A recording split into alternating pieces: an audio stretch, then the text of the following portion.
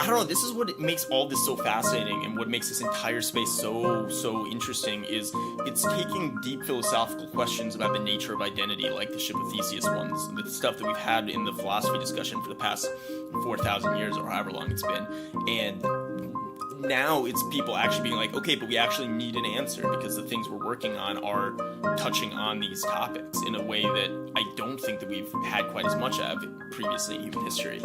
So it's all wild. Hey people, welcome to the Style is Free podcast. I'm your host, Brett Leibowitz. Today we have Ben Goldhaber with us today. Said today twice. And he is a technology enthusiast. He has worked at Google, various startups in cryptocurrency, AI, education, and we're just going to pick his brain today. We're going to get some interesting stuff. We know we love to talk about the future here. So thanks for coming on, Ben. Thank you so much for having me. Yeah, so we were just talking right before about all this deep fake sort of stuff with voice, and you wanted to get into that a bit.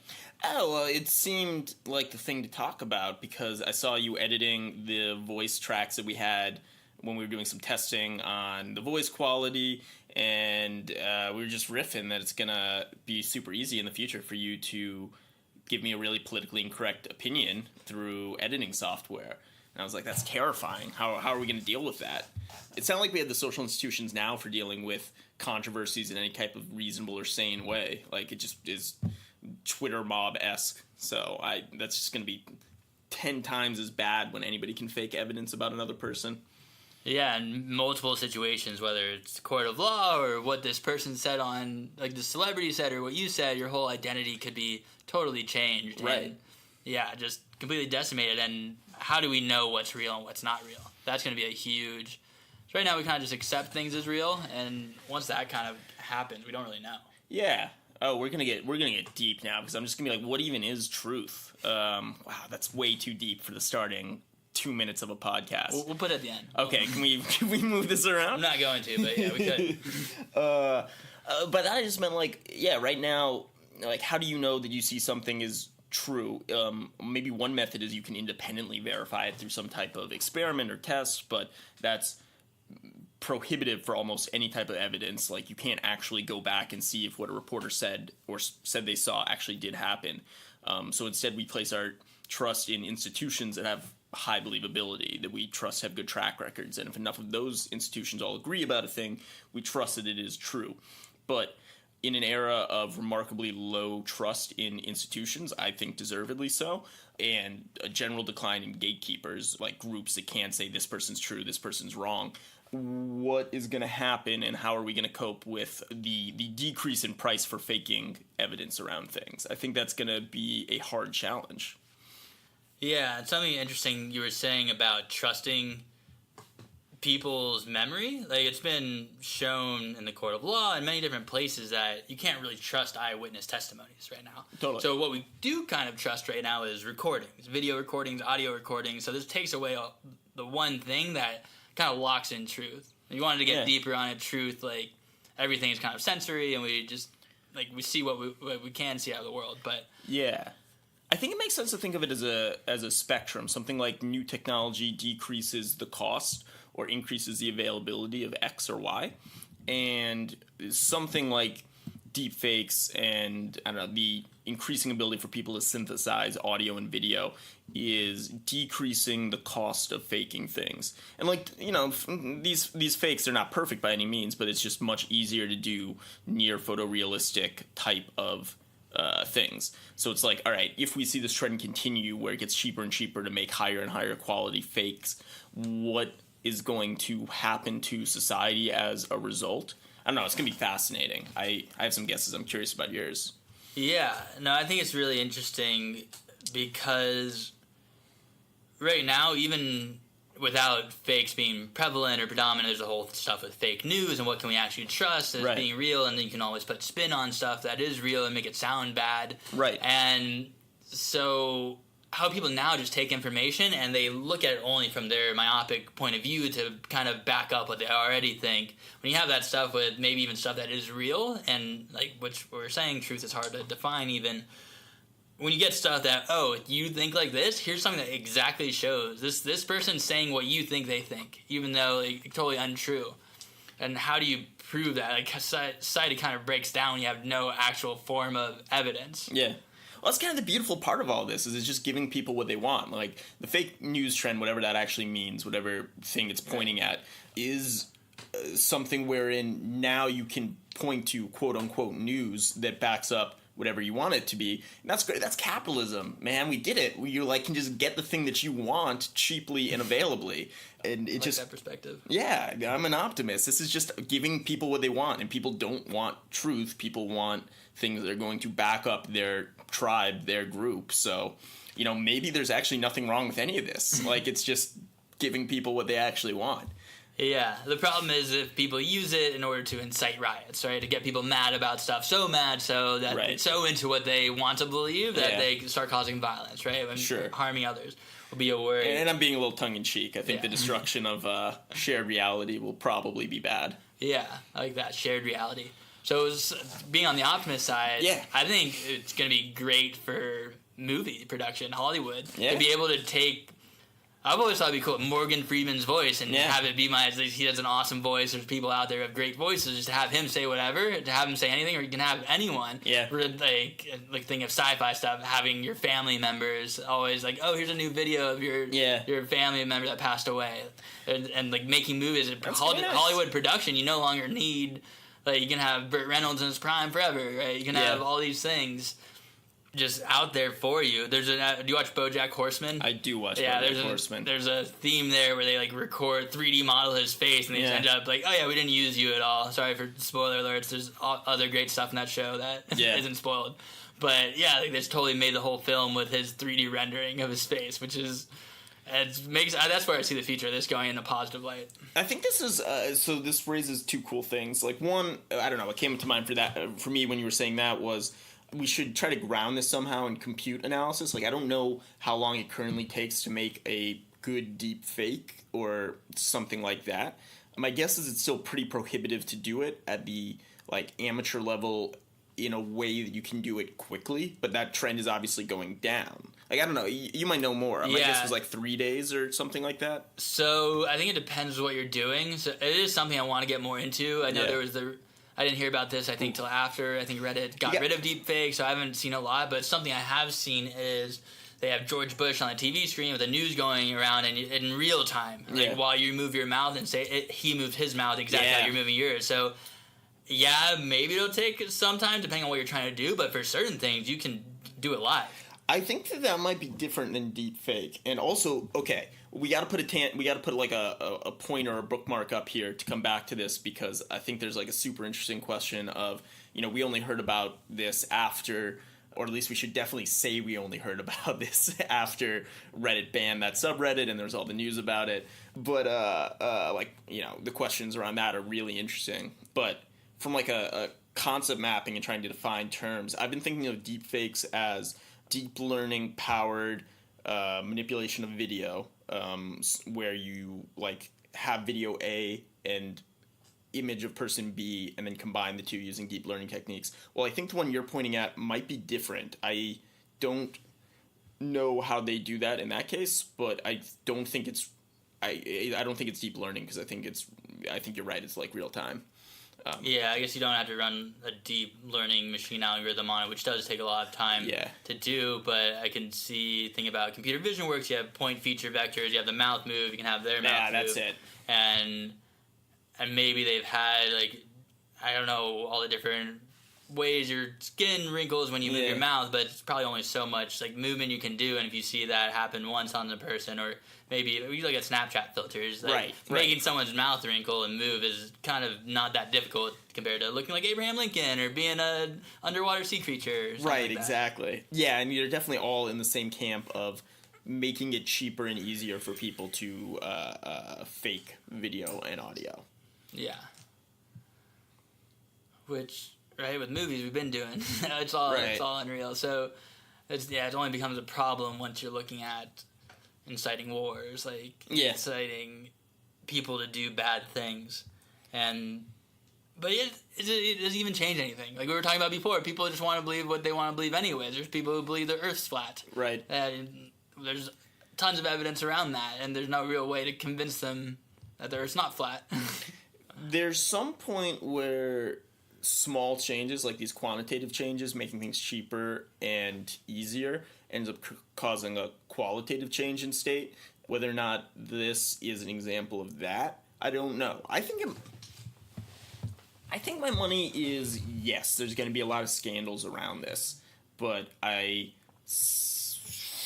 don't know. I'm raising my hands here, shrugging, because you're totally right. Like, I think I'd put my money on this causing scandals, but maybe it's not going to like cause some whole new paradigm. It'll just make people more skeptical about everything they see. Yeah.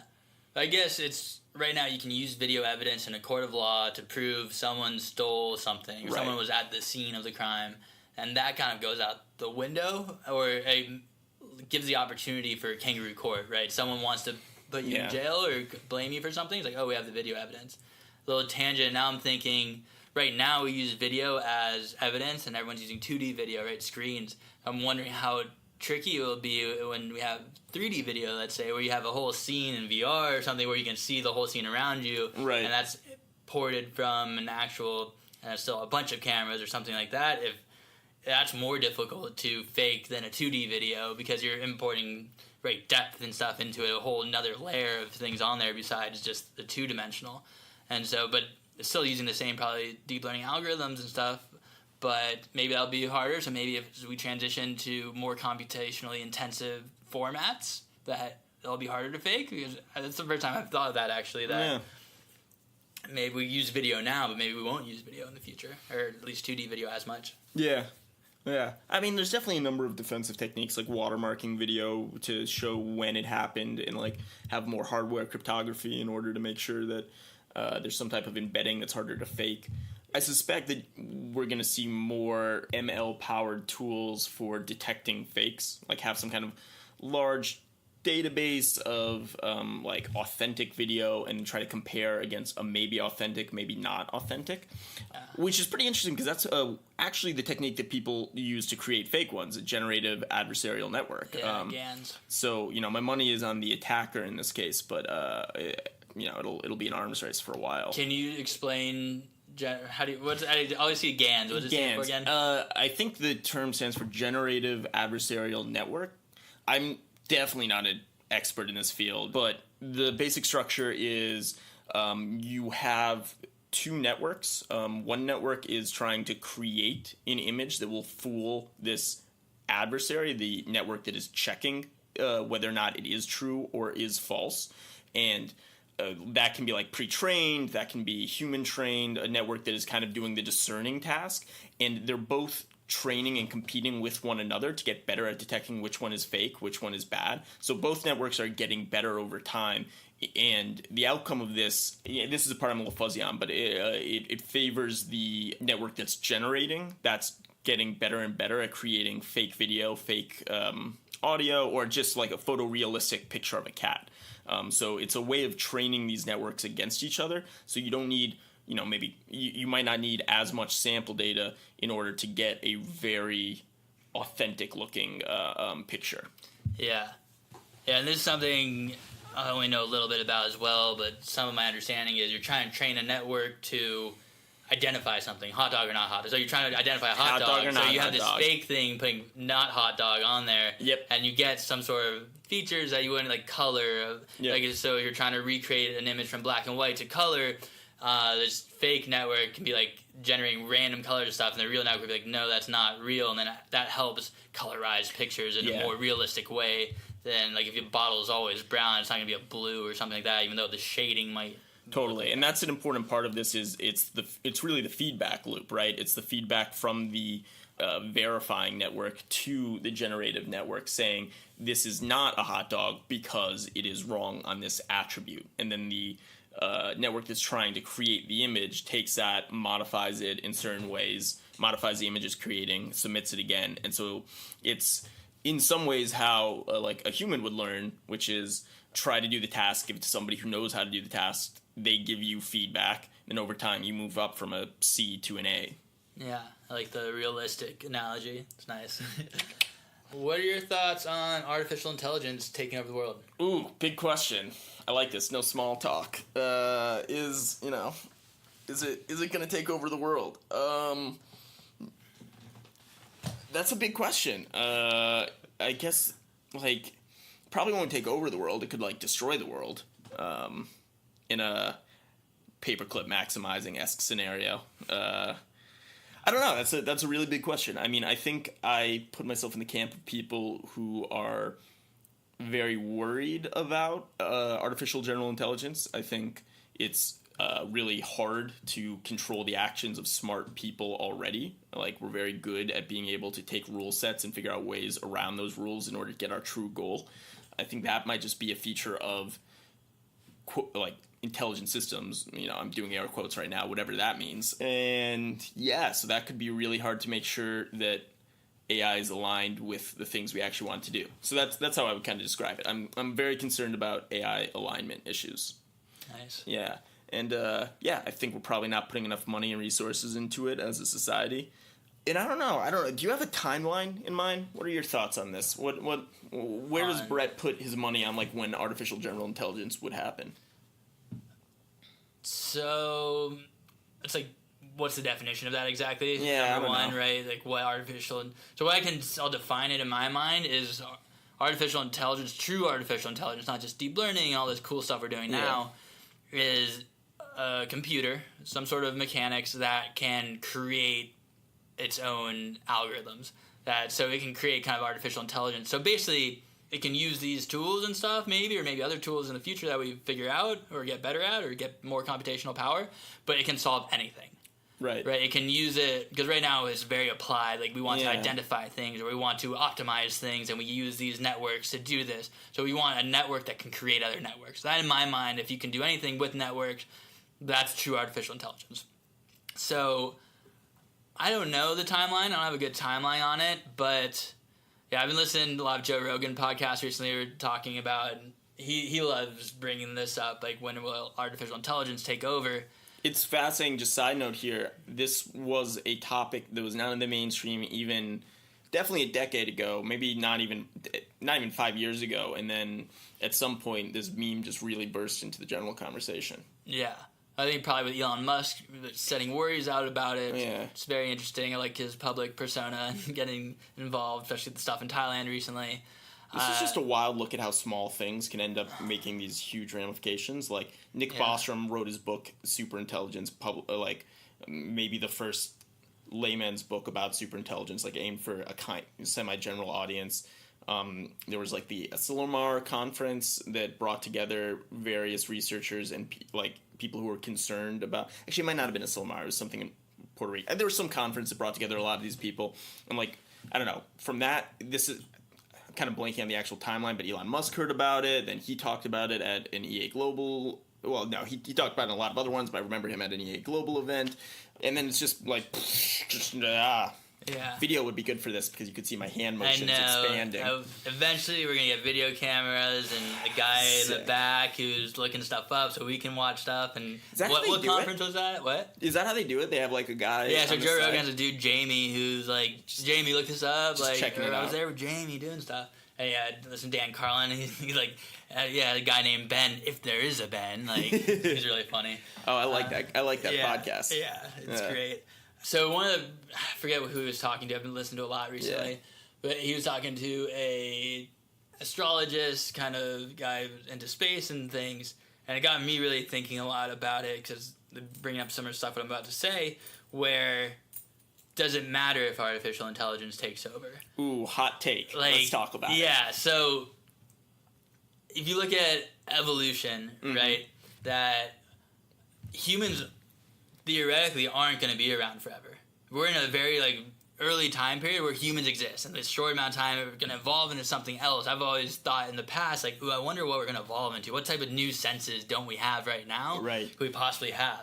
So no matter what, most likely, I don't know the exact ins and outs of evolution, but my understanding is, like, we're going to evolve, or at least, like, change eventually over time if we want, because the goal of kind of humanity is, like, a very simplistic sense, is to live forever, gather as much knowledge, and survival. You're putting a lot of that sentence, the goal of humanity, is carrying a lot of weight in that sentence. I'll just note that. I didn't mean to cut you off. Yeah, there. well, it's just the goal of life in general, right? Yeah. So now we're getting broader. As far as we know, we're the only life on in the universe, Yeah. whatever the universe is. Yeah. Like, maybe there's more, like, the whole natural planets and suns and stars and black holes, everything is very interesting. Dark matter and dark energy, like, making most of everything.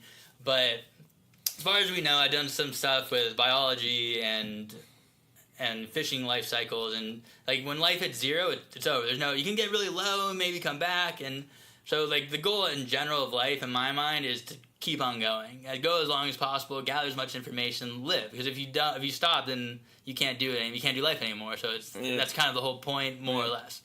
So with that in mind, being that we might be the only life forms ever, and that we may kill ourselves off with global climate change, global warming, just pollution. Even like people don't believe, or not enough science that people want to look at for that sort of stuff. Just pollution, like we're going in a big direction where we might destroy the earth, and most likely ourselves before we've already made a lot of animals and species extinct. So there's a good trend that maybe we'll kill ourselves off before we even evolve. Okay, so let's say best case scenario, we live and evolve and stuff.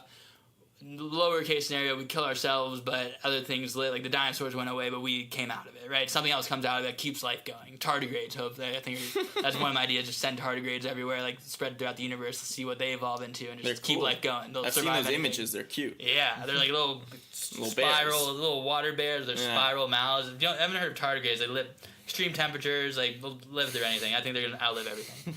Micro animals, I think is the terminology. Yeah. But, so idea of life, we just, like in general, keep on living at minimum, keep going.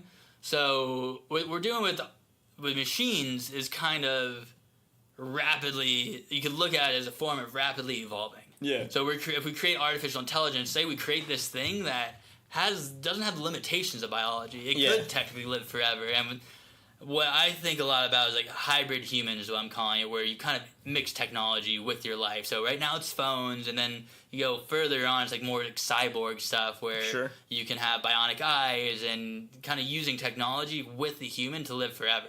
So I wanted to look up what this thing was called, but there's I think it's a Greek thing where the ship of Theseus parable, where you have a ship, but over time, every part of the ship has changed into like using the wood, the planks come in. So it's totally different from when you initially started, but it's still the ship of Theseus. Yeah. So if you take myself, you replace all my parts with like bionic parts and make me a machine, but keep my consciousness, or just upload my consciousness. Like more or less, there's like a pair, like maybe I'm still myself, or more or less like still kind of human. Yeah. Right. So if you extend it that far, that we're still human even if we're like machines. And that may be like the best form of evolution for us to go into, whether it's machines take over or we put ourselves into machines. And then, so if we look at it like that, I think machines taking over isn't the worst case scenario. Worst case scenario, we just wipe out everything, including ourselves especially. Yeah. So there's like tons to unpack here. Yeah. And I'll give my hot take on your hot take. Super hot. I think a lot of this comes down to... Well, like, I don't know. Hearing that, there were, like, 4 parts that stood out to me, or 4 things that, like, came to mind. One was the goal of life. I suspect that... I want to say that there isn't really a goal of life. Like, there's a general evolutionary process that ended up creating humans, and so there's certain, like, evolutionary forces that mean that, like, Group A is going to outcompete Group B, so we get more of Group A. But whether or not we should call that a goal in the same sense that we think of like humans having goals, I think is probably not true. Yeah. Which it sounds like a trifle, or me like splitting hairs, but it seems important because of like the next point, which is if we create AI that is evolutionarily successful, if it can outcompete humans and also it can outcompete many other things, and this kind of goes to the classic paperclip maximizing situation, which is the like thought experiment of you have an AI that's programmed to create as many paperclips as possible. It's super intelligent. So what it does is it kills all the humans who would stop it and turns the entire Earth into paperclips and the entire universe into paperclips, expanding in the light cone. And it's just paperclips forever. And like that's an evolutionarily successful process, right? It is something that is propagating itself and consuming resources. But I at least do not think that that is good. And I think I would say that it is bad. So it's like the like possibility, the design space for AI, like the idea of things that could be good, could like and represent human values, whatever that is, might be very small compared to the many possibilities of AI that are actually very negative. And so, like, maybe what we should be trying to do is aim our efforts towards trying to build something in that design space, something that is actually good, and represents some human values. And, you know, one of them being, like, I think Ray Kurzweil talks a lot about the idea of human machine synthesis, or you know, singularity, and like the cyborg type idea of like either mind uploading or augmenting people through machines. That is definitely a more appealing idea because it more represents human values. But I don't know, a scary thing might be like maybe we can't get there because there are like too many dangerous possibilities in the design space that are not representing human values. And I don't know, this is what makes all this so fascinating, and what makes this entire space so interesting is it's taking deep philosophical questions about the nature of identity, like the Ship of Theseus ones, the stuff that we've had in the philosophy discussion for the past 4,000 years or however long it's been. And now it's people actually being like, okay, but we actually need an answer because the things we're working on are touching on these topics in a way that I don't think that we've had quite as much of previously in human history. So it's all wild, is what I'm trying to say. It's all super interesting, and, you know, I don't know. I'm worried I'm just going on like a rant that has no actual point here, maybe. But like, if the crux of the discussion is something like, is AGI taking over good or bad? I mean, what really needs to be unpacked is what kind of AGI. Like, is it one that represents human values? If so, whose human values? We can't even come together as like a human race and know what human values are. And you look at so many different cultures and so many different people on an individual level. Like, human value is such a generic term that doesn't actually mean anything. And a lot of crazy people out there, a lot of jerks, right? So like, what are human values, right? That's what we like to think of as like the really nice, really good, out to solve stuff. So I'm gonna go back a little bit from your points. Yeah. I agree with you. Goal probably wasn't the right word. Yeah. I guess it was more a prerequisite for us to continue doing, like, to live, to continue doing whatever we want, any goals, or just being. And in order for life to do anything, it has to keep going. That's true. And so definitely. And so that, I guess, more of a prerequisite than a goal in order to do other stuff. Yeah. And just what we were saying before about human values is, what does that mean? Yeah. And so say we could take the best human values and put that into AI and like upload our consciousness. Is that a good scenario? Would we, like, as long as I agree with you, like making paper clips till the end of the universe, that's life. Like, that could be a theoretical artificial, but what is artificial? Life. Yeah.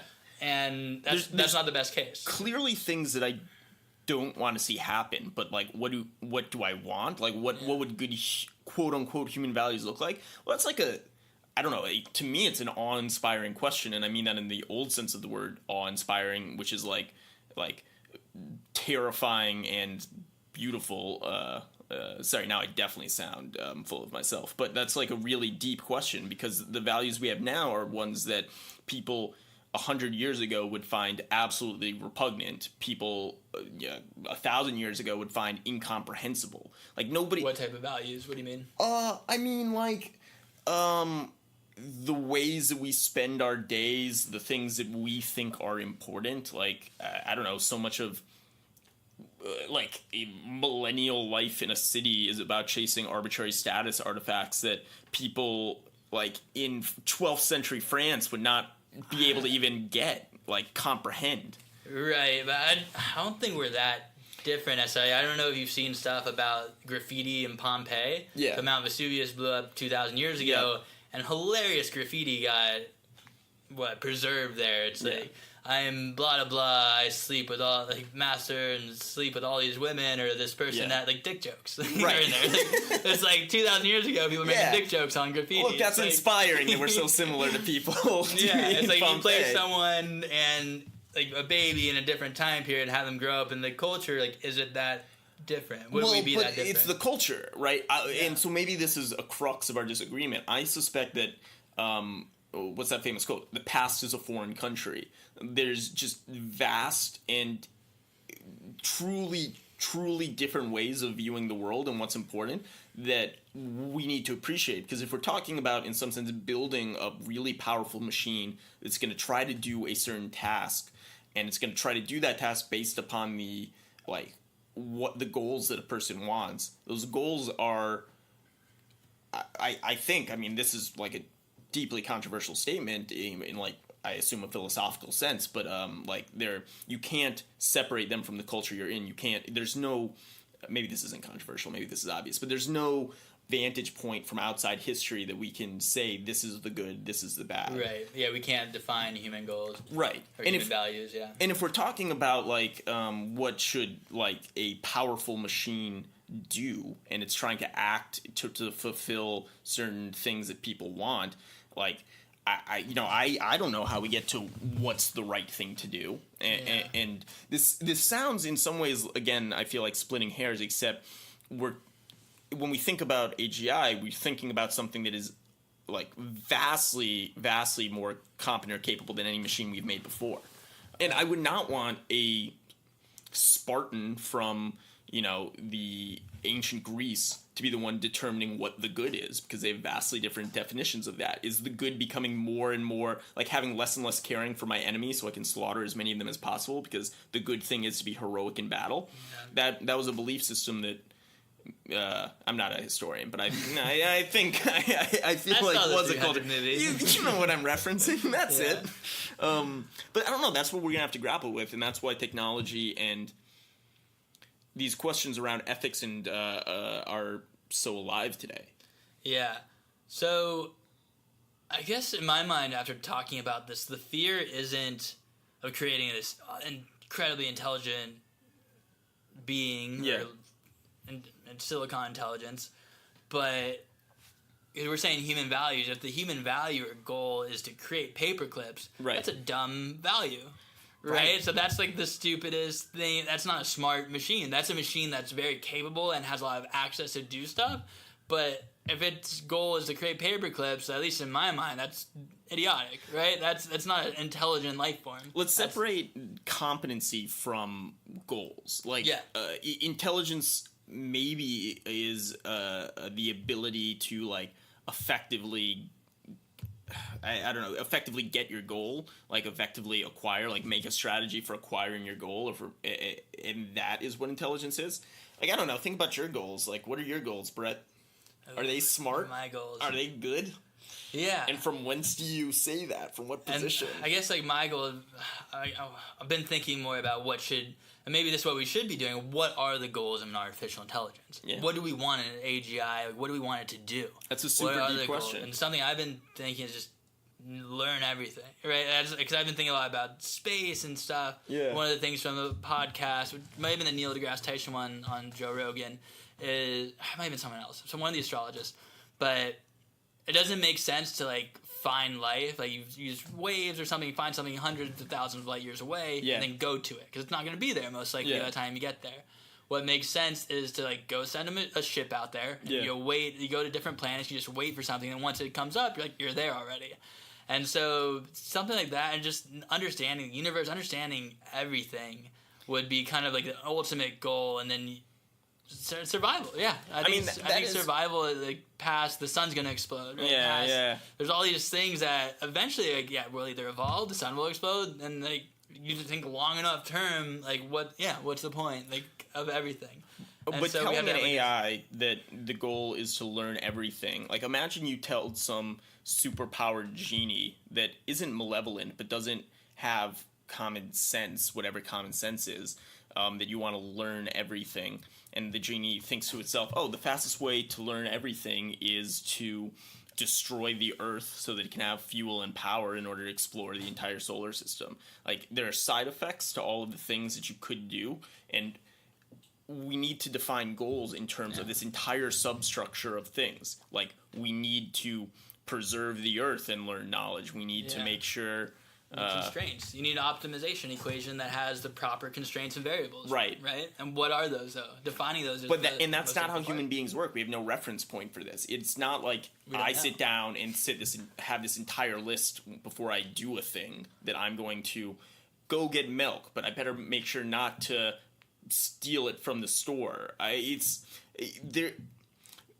But maybe you see what I'm saying. I see right? what you're saying. It's a hard problem. But there's a lot of things we do that we shouldn't be doing as well, right? Yeah. There's tons of wars, tons of people hungry, tons of stuff that if we sat down and we could be standing guests are very useful probably. But if we just get together and think, okay, these are the problems, how do we solve them, and how do we not let like the extremists of any group kind of run everything? When in human history have we ever been able to do this, and who even are we? In this case, it's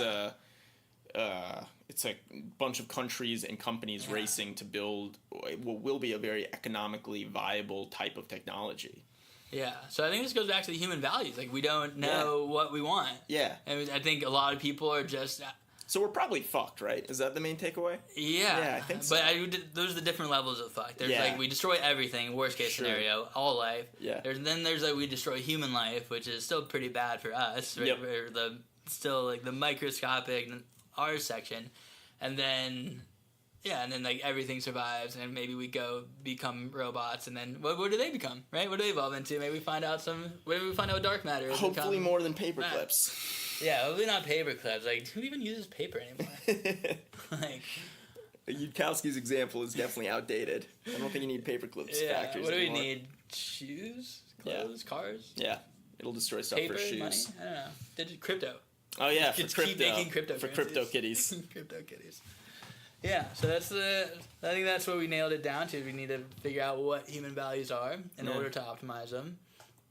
Yeah, a little bit, this is constant tangents, but something interesting with deep learning is for everything that you use like machine learning for artificial intelligence, you need a data set, right, to train on, a training set. Yeah. And I think there's so much interesting stuff of who is that training set of, right? If you're trying to maximize like training for certain people or for everyone, right? But if you only do certain demographics, like young white males, that's the most of your data, then everyone else gets kind of screwed in the long run if these are the basis for our training data. So there's all this stuff like figuring out, okay, we're using machine learning, getting the right data in there in order for it to understand the best outcomes. Yeah.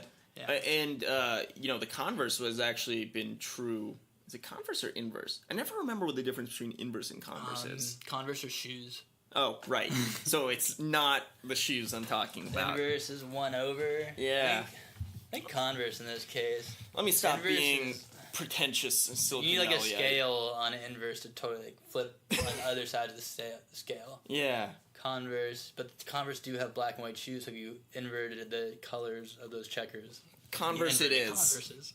Cool. And the converse of not being represented in data sets, I recently heard that there was a lot of controversy about, I can't remember what company, but trying to build out data sets that would be used for surveillance of primarily Hispanic communities to help identify people who were in like legal or illegal. It's the idea of using computer vision surveillance in order to help with a border wall or help with immigration purposes.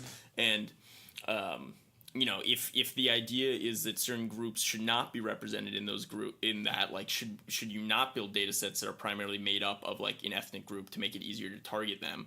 There's like a interesting play here, right? Like in some versions, it's you want to have a really big data set in order to make sure that your machine is actually efficient and actually able to see black faces, Hispanic faces, groups that aren't just white males. But in other cases, you don't want to be able to see those groups. So it comes down to like societal what your objective context, what you're trying to figure out using the artificial intelligence or machine learning algorithms. Yeah, that's interesting. Yeah, but yeah. So what were they doing? They're trying to identify people coming across the border. Yeah, I guess I kind of mangled the example. Yeah. I heard it was. Protests against tech companies using automated surveillance to identify illegal immigrants. And one of the issues these companies would have to deal with is building out data sets full of specific demographic groups. And I think the protest was against both using the tech for that and also for building out data sets that would enable that type of surveillance. But I don't remember. If we had a Jerry here who could look up this story, we could get more context. But we need like an artificial intelligent computer to look this stuff up. Yeah, and then we Siri. can just call it whatever name we want it to. Like just change the name. Yeah. Yo, Bill, like Carol, get on it. Good. What else you want to talk about? Got any itching passions to get out? You know, we talked a little bit about this before the show. What is your... Do you feel like you have a thesis statement for technology in society? Like, what do you think... And this is such a broad question, so take it in any way you want. But, like, are you an optimist about technology in society? Are you neutral? Do you think it's going to cause X and Y? Like, I've been trying to reflect on this myself, and I don't know. Yeah. In general, optimist about society. Yeah. We're talking about the different scenarios, right, where it could be bad. I think on another Joe Rogan podcast, someone gave a quote of someone else that says, I'm a pessimist, but it doesn't mean I have to be gloomy about it. So even if there are other situations, like, it doesn't have to ruin your day. Right. But yeah, I think technology is super cool and has so much capability to solve problems, right? To feed people, health aspect. I think the problems kind of lie in all the other industries that are too slow to catch up to technology, like health and government and all these things that have been going on for so long that they kind of don't utilize this fast-paced environment to make stuff better. Yeah. Right? Like, in my mind, in general, like, we need to get more people with food and shelter. And I think it's just automation and everything's so weird with technology because technology is not necessarily the problem. The problem is... You look at automation where AI is great, does its job perfectly, doesn't kill everyone and make paper clips, but it takes over all the jobs. And if you think in general, without looking too deep in it, like, no one has to work. Perfect. That sounds amazing. But then you look at it a little bit closer and you look how society's set up right now. If no one's working, no one's getting an income. And the only people getting income are the people who own these artificial intelligence that are running everything. So you have the ultimate wealth disparity where you have these couple, like maybe one person, let's say, who owns all the AI, who does everything, and everyone else can't afford it to do anything. And so it's just interesting, like, how does society change along with technology in order to kind of, and it goes again to values and goals, maximize what? Like, in order to do what? Yeah. Like, what do we want out of it? People want to be happy, which is also, like, a very vague thing. Like, what makes people happy? People don't really know. And is it wrong to just take a bunch of happy pills in order to be happy? Yeah, and, like, what are the side effects of happy pills, too? Like, a lot of... I don't know. Imagine if you just had you raised a bunch of interesting points there, and I feel like we should talk about them, but thought experiment. You're given that happy pill, you can eat it, and you'll be totally blissfully happy for a day, and you won't feel any pain, and no side effects. Yeah, sounds great. Great. Why would we not? I don't know. I mean, I think people are I think it's... Unless you want pain in order to feel more happy, you gotta take a pain pill. Take a happy pill. I'm not sure. Like, there's a naive version of the world that's just, yes, pain is bad. Why are we not trying to be straight up happy all the time? But I feel like we're not actually. Human beings don't seem to be aiming to be happy all the time, at least in this naive sense. Yeah, and we're, like, self-destructive, too. I've said this before on stuff, but a lot of times short-term gains are, like, sought after in...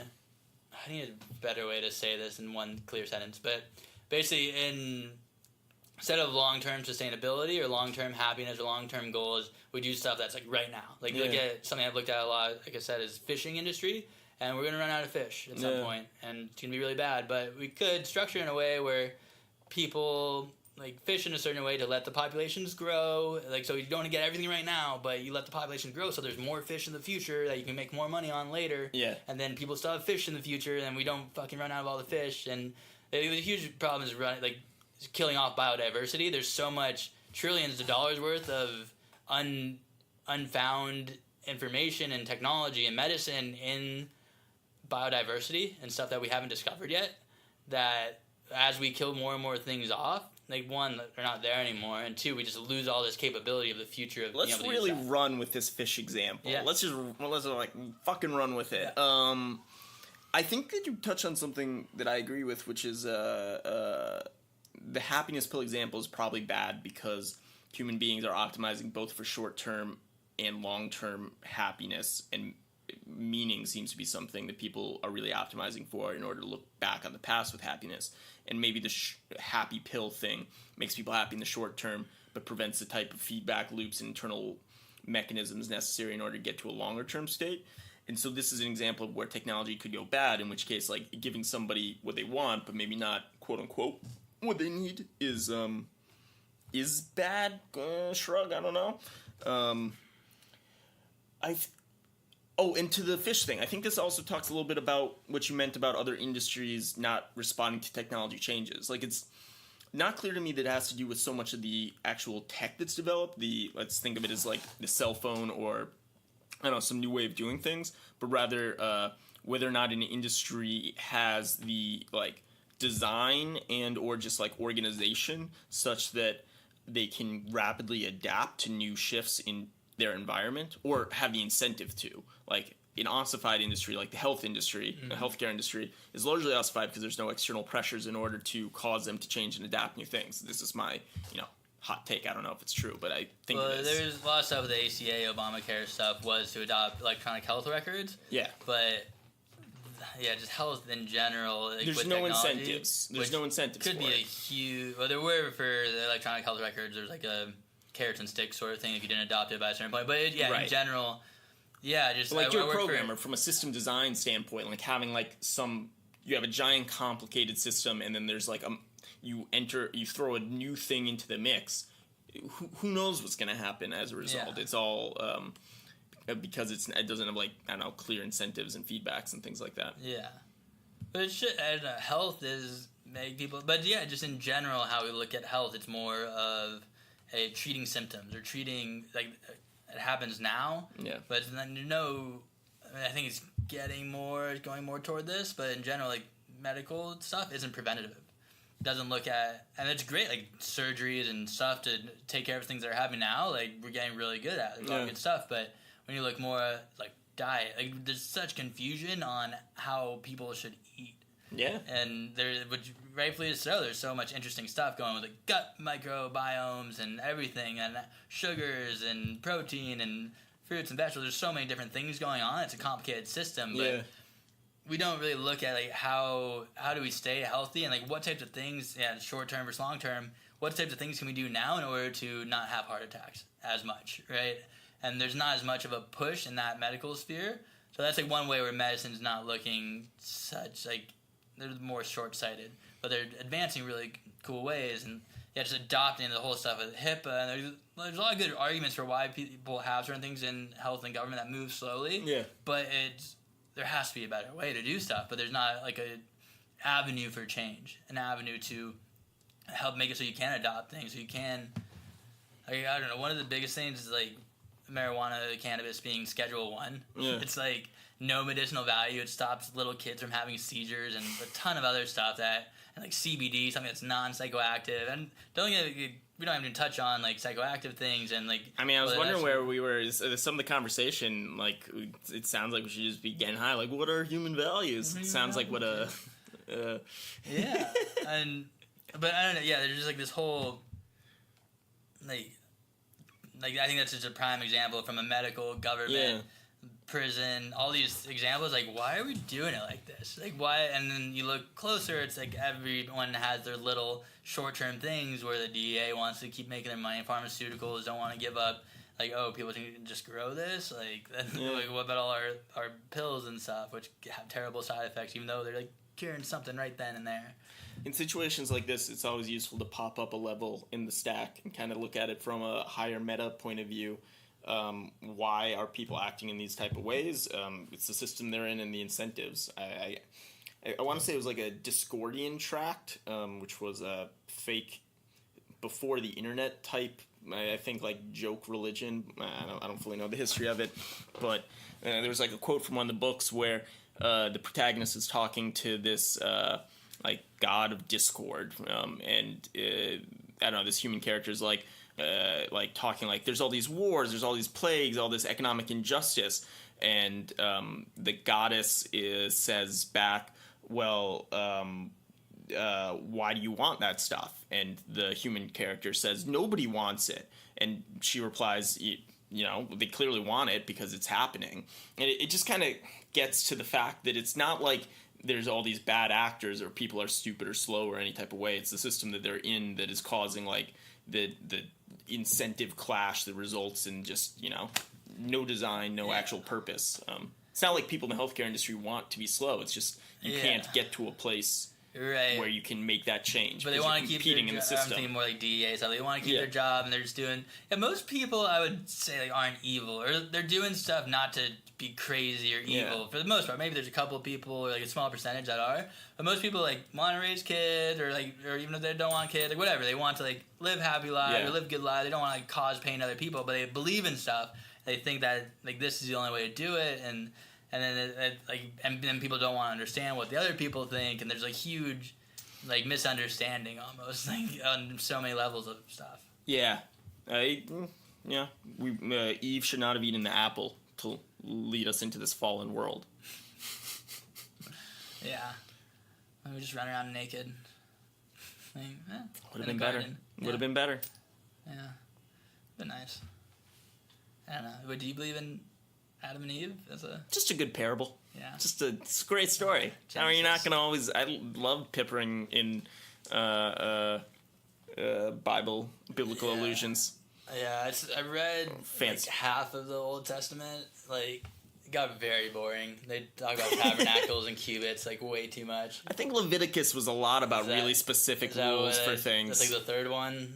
Probably. I don't remember. I think I did my bar mitzvah portion from it. Yeah, but Genesis, is interesting. Like, then we created this, and then like, this person lived for 1,000 years. And it's just interesting when you look at religion to not take it too seriously from a point of this happened and this was like it has to be this way. It's like, no, this was people thousands of years ago this was society. That's what their government was. It was a way for them to... Are you saying their government was 1,000-year-old men running naked people through the forest? No, they started living less. But I think right in Genesis, they started, it goes from like 1,000, like 800, 500, 600, like 400, 300, and then like by like Noah or something, they start living normal human lives.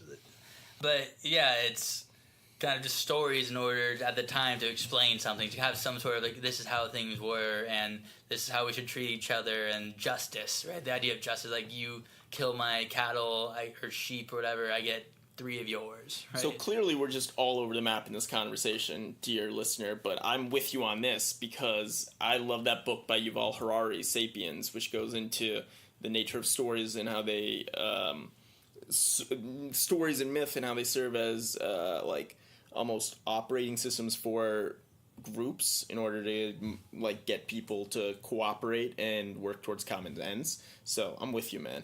Yeah. I've started Sapiens on audiobook. Really interesting. I haven't gone through it yet, but I've heard a lot of people talk about it, and it's very good. Very just the history of man, and then I like the tangents and how they explain like why we evolved the way we do, and his next book is all about these topics around what does human evolution look like in an age of AGI and technology being able to guide that evolutionary path. Get him on the podcast. Get him on the podcast. You need to eventually get people that like write books. Yeah, dude. You can stop wasting your time with people like me. Get some people who write books. Too strong? No, it was obviously warranted. But that's super interesting stuff. Now I'm just thinking more Joe Rogan, just like, just get this crazy scientist who like research something that no one knows about, but we should do it. Just like couple months. Like, I have questions for those people too. Like, I actually think this is a good strategy for podcasts. Is so many really smart PhDs out there who nobody knows about at all and publish works that nobody reads, but are interesting, and they're just like lost in the void. Yeah. They probably don't get that many podcast invites. Yeah, I need to start doing that too. Just like, it's something I like about my podcast is people have passions. People really like a PhD person working years on one thing, or startups, very similar. And just like, tell me what you've learned. Tell me what you know. Like, why are you passionate? What is it? Where do you see that? And then I love, like, where do you see this going in the future? Yeah. How do you see this affecting, like, bring technology into it, bring other things into it? It seems like at this point, being able to trawl and identify new, let's say, interesting people who are not, like, Yuval Harari, already well known, but you're kind of in an angel investor mode in terms of finding people. Like, try to find the ones that are not known, get them on, get really good content from them. It's sweet. I should start a podcast is what I'm realizing as I hear myself talk. Yeah, get your own podcast. Yeah, but like, as we can see from this, I don't even, no, I'm rambly. Let's just talk about anything. Yeah, there's no right style for a podcast. Yeah. So this is one of my longer podcasts. Every other one, I had some friends like, they should be shorter. So I had around an hour, and I'm just doing them got them down to like 15 to 30 minutes at most, 30.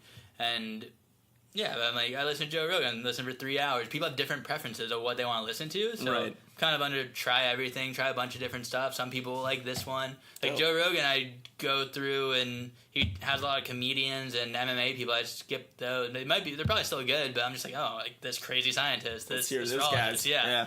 Well, like, about sugar, like how bad that is and how that interacts with your body and everything. It's like and crazy stuff that I'll never know. And like, love it. I'd be just listen to people for 50 hours while I'm at work. It's great. Give me something else to do or pay attention to. Yeah, but right now, I've only interviewed people I know. Yeah. So it's great, just like find out what my friends are into, and it's interesting. Like, we always have interesting conversations with friends and stuff, right? There's so much stuff. What's your view of me after this conversation? What do you stereotype me? Like, what's my philosophical bent from this? What am I like into? Can you stereotype? No, this is hard because I usually go into with people either having a startup or a certain topic that they're very interested in. Right. So part of this is, what do I call this podcast? I usually say blank with like Ben Goldhaber. Yeah. So I might just do like Ben Goldhaber and put a description and love it. Yeah, just like you just get your name in there and what did I say, futurism? We just say everything. There's no real definition. There isn't. We just talked. And also futurism as a field sucks so hard. Why? It's not grounded in anything. There's so few. All right, 90% of everything is crap, but I feel like futurism in particular, good futurists are people like I think of as Robin Hanson, as like Yuval Harari, who are trying to take current trends and historical patterns. In particular, Robin Hanson's Age of M, fantastic book that explores what a society would look like wherein we've done a really good job of being able to copy human intelligence into machine form. Like, it's not super intelligence, but it is general intelligence based on humans. And his entire work is grounded in trying to take actual limitations from like physical limitations, following economic trends in like a technology determinist way to see what that world will look like. And it's fantastic because it's not just flights of fancy. It's things that are trying to extrapolate now to actually imagine what the future is going to look like. Very hard to do well. I think that book is great, and that is. Oh wow, maybe that is what I hope to. When I think about like who I would want to be as somebody who can think about these type of things, it's somebody who has enough knowledge about the current trends to be able to like see where they are going. Just be yourself. Ben, let me stop you right there, man. You just got to learn to love yourself, and then the future scenarios will come. That's just you. That's just you, You're that person. You know what I wanted to? This can all be in the outros, by the way. Feel free to edit this shit out. Oh, yeah. I really wanted to do a podcast or a YouTube series that was about Bitcoin, but it was specifically like what event X will cause to the Bitcoin price. And I'll just be like, Khloe Kardashian came out with a new thing. How's this going to affect Bitcoin? Boom. Let's talk about it. It's going to go up. Join us next episode. Yeah. You hear all these financial guys talk about like what it's going to do with the price, and it's just they don't know. No one it's knows. All bullshit. Yeah, efficient market hypothesis. I love seeing Bitcoin's be 100 million. Bitcoin's going to zero. Yeah. Like I get the same news, and same. Like Shopify is the best stock you could possibly buy. Like, oh, Shopify's not gonna. Like there's no one knows what they're doing. If they knew what they're doing, everyone would make money. Exactly. They wouldn't tell people. Market trends. And something funny, which I haven't looked into how real it is, but I read an article about it. And anytime Anne Hathaway comes up positively in the news, Berkshire Hathaway, stock goes up. Love it. Yeah, like just whatever computer algorithms are like, oh, Hathaway, good? Yeah, let's buy. Love it. I think that's a hot tip for anybody listening. Yeah. Hot stock tip. Any good Anne Hathaway's in a good movie or bad movie, like, you know how to. I kind of hope that's the way the world actually works. That all the stock prices are determined by what happens to Anne Hathaway. Yeah. Meryl Streep was so mean to her in that movie. Yeah. God. Guess the economy's tanking. Devil Wears Prada did come out around the time of the economic collapse, right? Is that true? I don't know. I can't remember. Jerry, help us out on this. Carl. I need assistant. Just rotate them, just get random people in here. Yeah. Tryouts. Yeah, Craigslist random guy. How quickly can you Google search? That's what your job depends on, right? Like, oh, that's every job with computers. What? Oh. That's a good hot take. Yeah. It's like how good. Yeah, there's a good meme or something. It's like, one of the like what my parents think. Can you like fix my TV and do all this stuff? You're a coder, right? Like, you do all this. Yeah. And I'm like, it's really just like how good I can Google search stuff. Like, It's Google search and stuff, and filtering out good from bad. Yeah, it's from like Google people search. are like, dude, you can like you do all this crazy stuff, and people are like, can you just make this for free? It's easy for you, like you just do this. And it's like, no, I just like Google, but like I can Google stuff is like really well. Stack Overflow, amazing. That's the move. Yeah. Every time like stuff's not I don't contribute at all to like Stack Overflow. I'm like, why isn't this question answered? Like, why no one asked this yet? And then I just don't ask it. Like expect like eventually someone will ask it and it will come up. I think I mean I'm sure the skew is huge between viewers and askers and definitely answers. It's got to be like 99-1. That's like a common. I've always heard 80-20, but I'm guessing it's even a bigger skew. There is 3. I'm trying to recall it right now. And I think it is like 99-1. Yeah. 90% are like lurkers. 9 like the 1% is like actually contributing and stuff. 90% are lurkers, and I forget what the 9% is. There is some like I think it is that breakdown where it's like it's on Reddit, like how many people actually contribute to Reddit, how many people like look at Reddit, how many people like do something else like in between. I forget what that in between is though. Yeah. It makes so much sense that no one. Like, I'm just looking up stuff. Facebook, I just look at stuff. It's always the same people posting on Facebook too. That's why I like Facebook's an interesting, like psychological, sociological. Like, what do these people believe? Like, what are you thinking? Like, what do you? Yeah, you talk about that a lot. Like, cool. Like, that's my only insight into that world. Cool. Yeah. People get so mad at other people. Like just for that. We're all chill. Yeah, something with politics, especially, it gets very divisive, and it's like we're all in this together. Like, yeah, we might disagree and stuff, but the other half of the people aren't bad people, and vice versa. Like, everyone has reasons of like why they think, and like let's talk about it. You don't have to agree, like, but let's talk and like, okay, like what can we agree on? Like, what can we like part like little bit? Like, all right, let's move in that direction. Like, it's like I'm listening to John Lennon in Imagine right now. Like, imagine a world with that. We're like, oh yeah, like that's just a person who has a different belief than I do. Like, cool. Like, what can we solve? Like, how do we like spend money in the right places? Hey, I think we're bringing this full circle now. Back to the fake audio, fake news piece, which is people don't want that. You and I don't want that either.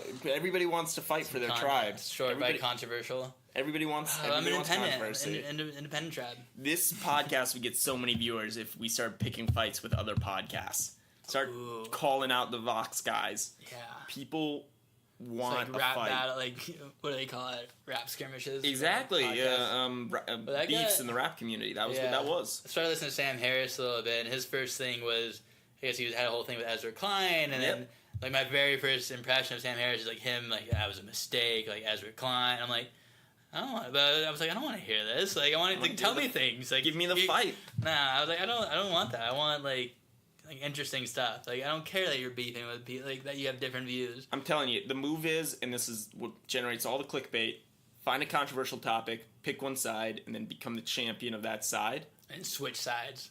Oh, maybe. That would be sweet. That's like a wrestling move. Yeah. Well, it's the South Park episode where Kyle's dad's a lawyer for everyone versus everyone. Oh, yeah. And he keeps, making more money and has a bigger house. Like, Kyle, like, the little music in the background. Kyle, like, you have to understand, I'm making a lot of money this way.